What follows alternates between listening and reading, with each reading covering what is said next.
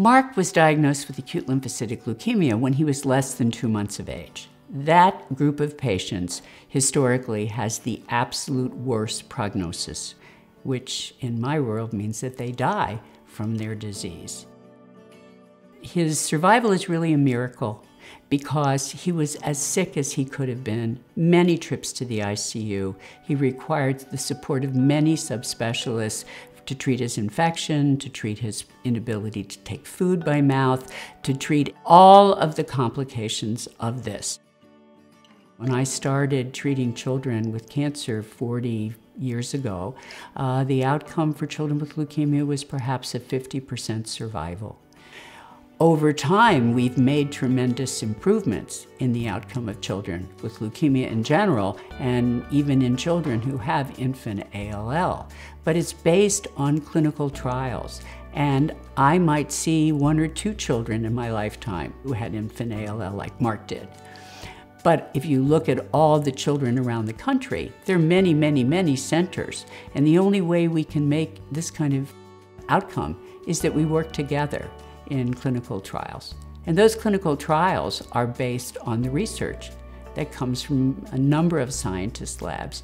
They're creating new drugs, they're helping us use those drugs in ways that maybe we refine over time. And all of those things together, excellent clinical care based on clinical research, is how the outcome for children with cancer has improved markedly. And now that outcome, if you look at all children with leukemia, is probably 85 to 90%. And we're talking about survival of children who go on to have normal lives. And that is a tremendous change in the outcome for children in this country. It's just fantastic to see a boy who was so very, very sick turn out to be a perfectly normal teenager and somebody who participates in hockey, does service activities, and he's participating in all the things you would expect a teenager would do.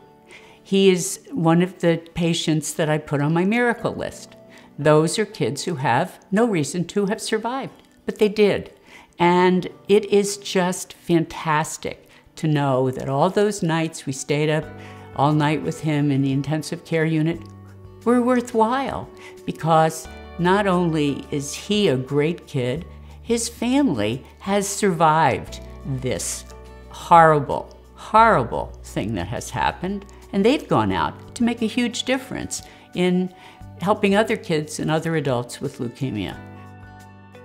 People say to me, "How can you do this? It is so depressing to take care of children with cancer." And I say, I have the possibility of helping a child have 75 years of a normal life.